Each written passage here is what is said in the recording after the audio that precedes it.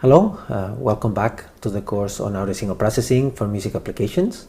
This week we're talking about harmonic sounds, sounds that have a very clear pitch, or what we also call a fundamental frequency. And in this demonstration class, I want to show some tools within Sonic Visualizer, some plugins that allow us to analyze the pitch of several sounds. So let's go to Sonic Visualizer and let's open the file of singing female from the SMS tools directory from which we use most of the sounds. And so here it is, and we can listen to that.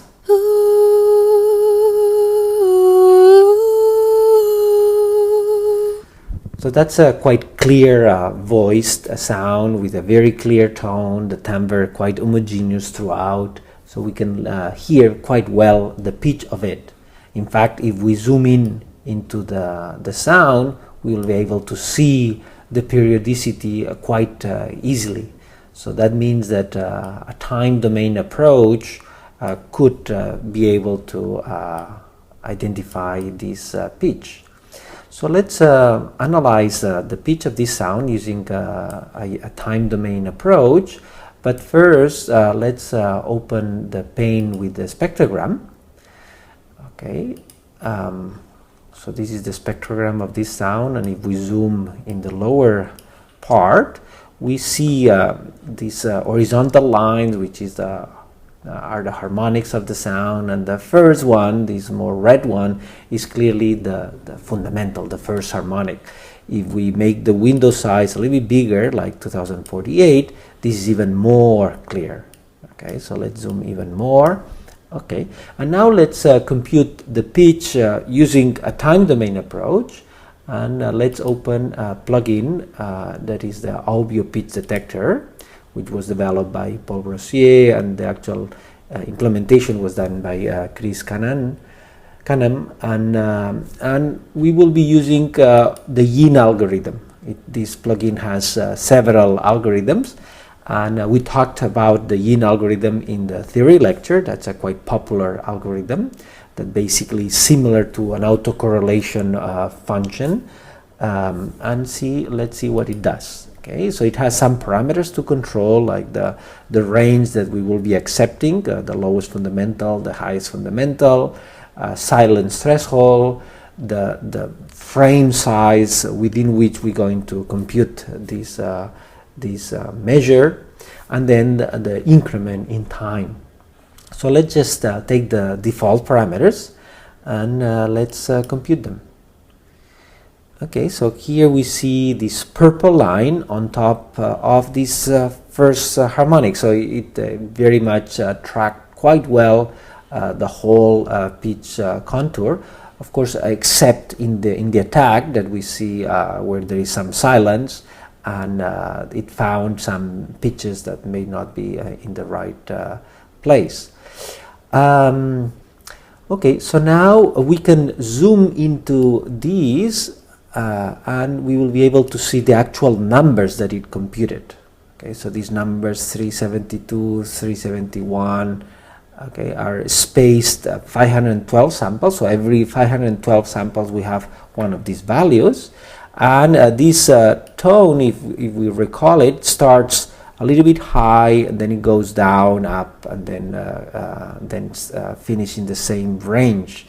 So we will see this frequency. So it starts around 409, 414, then it will go down to lower frequencies like 371, and then it will go up again to 443 to end at the kind of the initial frequency range, which was around 400 and something hertz. Okay, so with that we can really measure quite well these frequencies. Let's take another sound that is not as easy as this one. So for example, let's take a speech sound, a speech male, which is a lower sound and may have some more problems than this one. So let's listen to that. Do you hear me? They don't lie at all.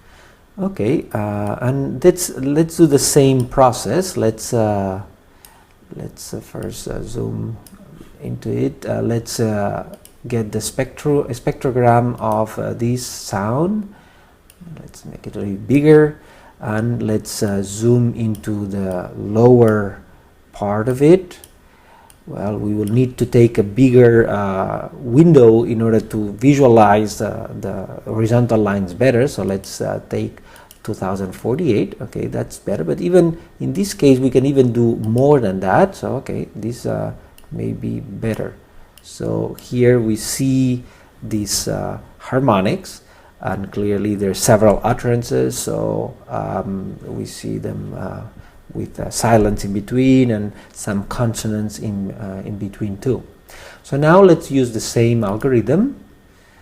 Okay, the audio pitch detector, and let's use the same yin frequency estimator, and let's just use the same parameters.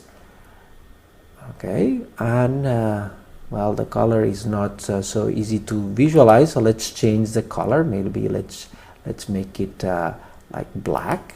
Okay, so now we see the pitch track that it found, and clearly, well, let's zoom in a little bit more. Okay, and now there is a it's pretty good, but there is some points that are not correct. But again, they're not correct because they are trying to identify the fundamental frequency of some silence. So by controlling the silence threshold and some other parameters, we might be able to get a better pitch track. Maybe the one that is not so good is this fragment here, in which there is clearly some pitch, and it got a little bit confused. It was jumping, and if we zoom even more, we will see the actual values. So it was quite not very clear on the frequency that the fundamental frequency was. Okay. Anyway, so that's a pretty good tool to analyze the pitch of monophonic sounds. So now let's open polyphonic sound. Let's open that fragment of Carnatic music that we have been hearing in some classes. Okay, so this is it. Let's listen to that. Okay, so that's a quite more complex sound. We also listen clearly the voice, but there is this percussion instrument and some fragment, a little bit of the violin at the end and some drone. But definitely we need a frequency domain approach. So first, again, let's open the spectrogram. Okay, and let's make it bigger so we can see better. And let's zoom in into the lower parts. Okay, let's make the window bigger so that we can see some things maybe even bigger. Okay, now we start seeing some horizontal lines that might be the voice, and might be the drone that there is underneath, and the violin here at the end. Okay, but so now let's use a frequency domain approach that will attempt to identify the different pitch contours and identify the prominent pitch. And that's I downloaded one plugin that is Melodia, that was developed by Justin Salomon at the MTG, the Music Technology Group, and it has two parts. One, it has all the intermediate steps that are used, and then it has the final result. Okay, so let's start with intermediate steps. And first, what it does, it looks at what is called the salience function. So the salience function, well, let's just use the default parameters. Let's just show it. Okay, so this is the salience function. This is a computation that is done. Now the horizontal scale is in cents, is not in hertz, and basically it attempts to identify possible fundamental frequencies, so possible sinusoidal lines. So it does sinusoidal analysis. It finds all these sinusoidal tracks, and it tries to identify which of the sinusoidal tracks might be fundamentals of a harmonic series, and this is what it does. And then the next step is to find the contours, possible contours that are the most prominent ones of these possible fundamental frequencies. And these are the pitch contours. Okay, now it's computing. So these are possible contours that it found that might be candidates to be the fundamental frequency of a given sound source. And then you can refine it a little bit more by identifying the ones that are really melodic contours. Okay, and okay, so these are candidate melodic contours. And then the actual algorithm returns, let's now call the actual algorithm the Melodia extraction. Again, it has the parameters of the range that it accepts. It has the size of the frame and the window increment. Here it's 128, so it's very fine advancement. And there is some other parameters that you might want to play around with, like the voicing tolerance in terms of how the voicing characteristics, how strong we rely on the prominent voice to be have a very clear pitch, etc. So let's compute that. Okay, and let's change the color again to black. Okay, and this is what it obtained, what it believes to be the prominent pitch.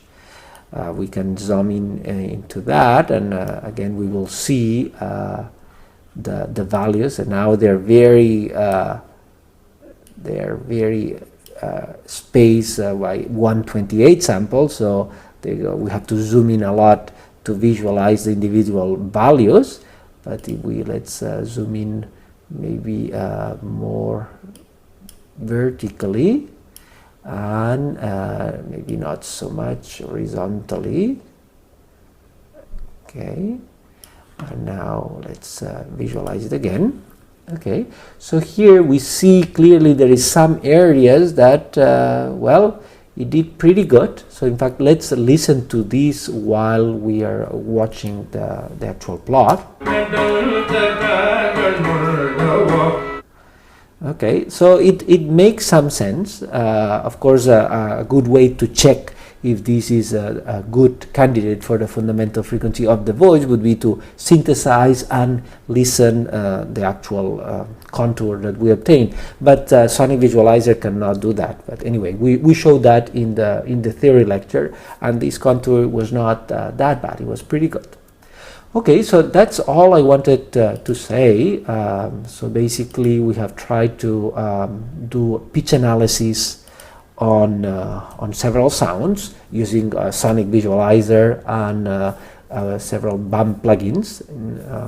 More specifically, we use two plugins, one that implements the Yin algorithm, Aubio, and one of the algorithms is the Yin, and then Melodia, which is a plugin developed at the MTG by Justin Salomon, that you can find more documentation in this directory, so in this website.